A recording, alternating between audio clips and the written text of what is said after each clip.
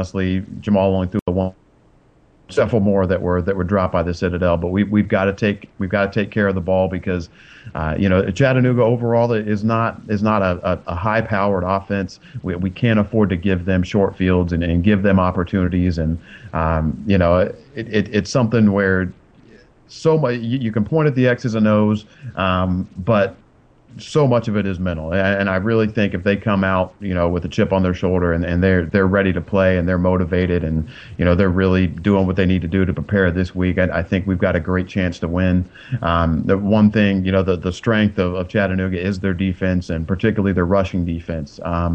They gave up only 85 rushing yards to South Florida in the opener. They ran the ball 31 times for 85 yards. And then this past Thursday, they played Glenville State, who is a Division II school, but they held them to only 17 rushing yards.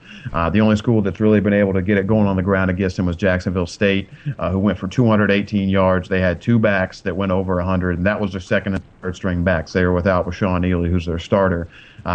So that is encouraging to see that there's been and really the only kind of comparable game they've played against another good FCS team, they were able to rush the ball on them. So that is something that is encouraging. Another thing is that not only are they coming off a win and we're coming off a loss, they also played that game on Thursday. So they've had a couple extra days to get ready for us. They should be rested up. One thing that I think is a positive for us is that from a personnel standpoint, we're going to be as healthy as we've been all year. We've got, from a suspension standpoint, Sean Price will be back. Jamil Lott will be back.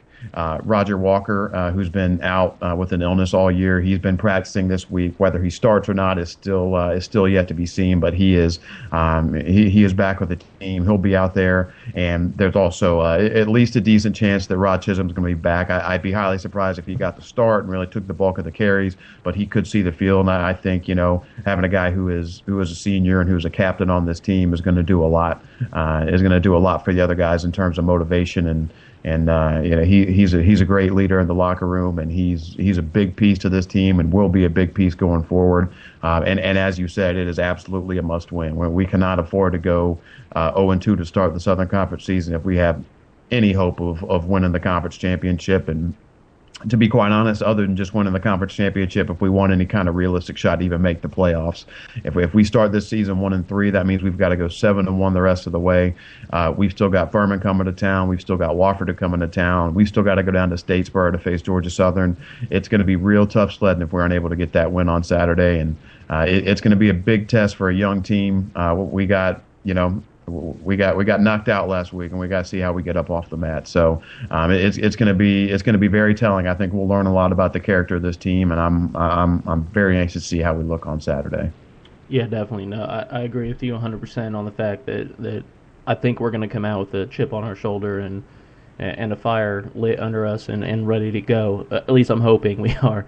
After talking to Satterfield and Coach Stepp in a few of our podcasts, I really don't expect this team to, seeing their passion and hearing their passion and how they coach, I don't understand how we came out so flat against Citadel, for one, but two, I don't expect us to come out that flat again against a Chattanooga team that, like we've both said, has played us very close the past 2 years, and close on several occasions in recent years. So I don't see us coming out flat at all. That said, I definitely think we need to contain Huseman. He's the team's leading rusher with 213 yards, like you said, Mike. But another statistic to throw out there is he has almost a third of the team's rushing yards. So if we can stop him, that's going to obviously it's going to limit their rushing game, which is going to help us defensively, of course. The other thing I think we need to do is limit their third down conversions. The one thing that killed us against the Citadel was 11 for 14 on third down, two of which, I know for a fact, were at least third and nines. So we need to limit the mocks on the third down conversion aspect and make sure that especially the long third downs, that they don't get them. Obviously, we're not going to stop them on every third down, because if we did, then we would likely be an NFL team. but we definitely need to limit their conversion rate there, which we did not do against Citadel one bit. And then we have to run the ball. I know Chisholm is on his will likely have some carries. I'm probably in the minority here, and kind of wish he didn't play in this game, only because Stephen Miller is doing so well right now, and does not seem to be phased at all by taking all the carries basically. And I'd rather have. I mean, Chisholm was initially expected to be out 4 to 6 weeks, and I'd rather his hand heal 100% for a potential SoCon championship and playoff run before he comes out there and hurts it again. I think Miller could probably take the bulk of the carries for one more game. But I don't know. I don't think he's big enough to take the bulk of the carries for the rest of the season should Chisholm hurt his hand again. So I do want to see Chisholm out there running a little bit, but I don't want him to take a lot of carries this game at all.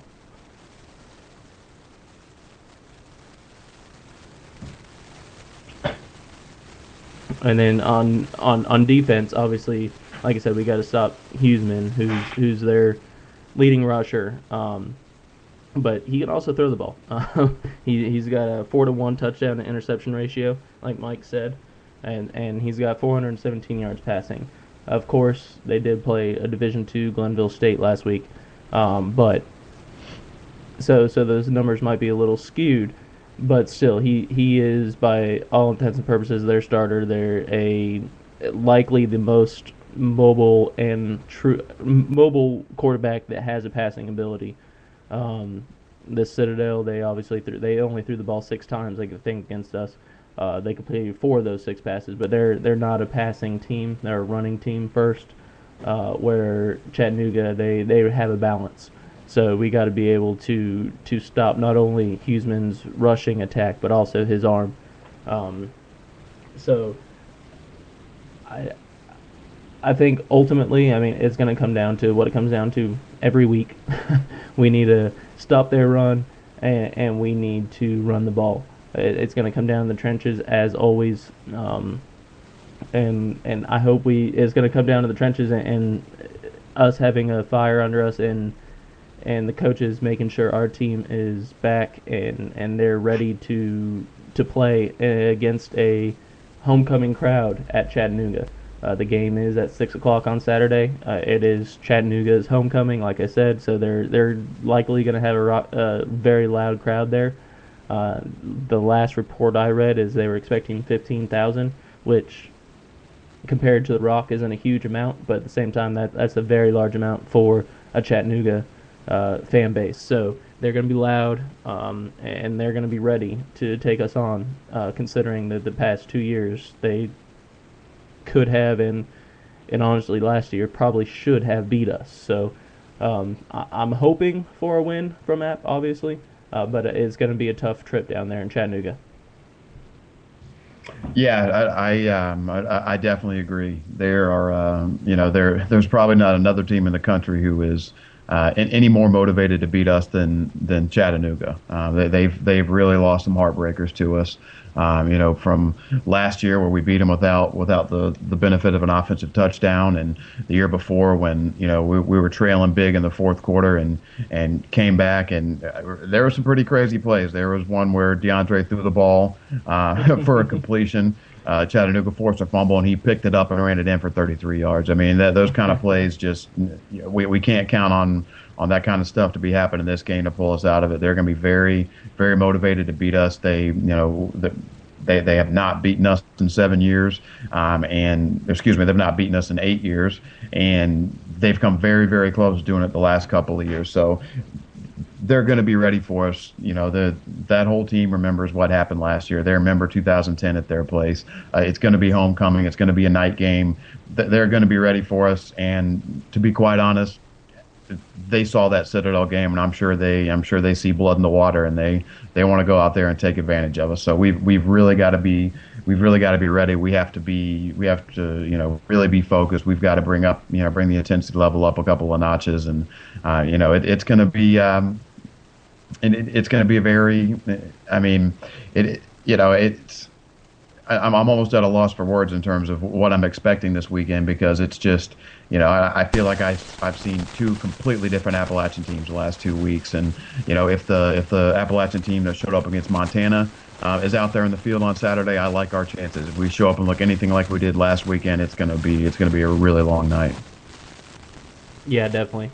And one thing about that play you were talking about with DeAndre that was a fumble and picked up and he ran. The one thing I remember from that play mainly is it was actually offsides by Chattanooga, and our entire offensive line still stayed down. A very disciplined play. They still stayed down.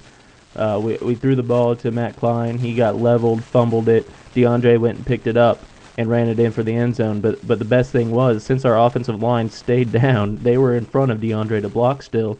And DeAndre actually had his mouthpiece in his hand because after he threw the ball, he was expecting it to for them to take on the penalty and get the 5 yards. He wasn't expecting to be able to pick up a fumble and run it on the other side of the field for a touchdown.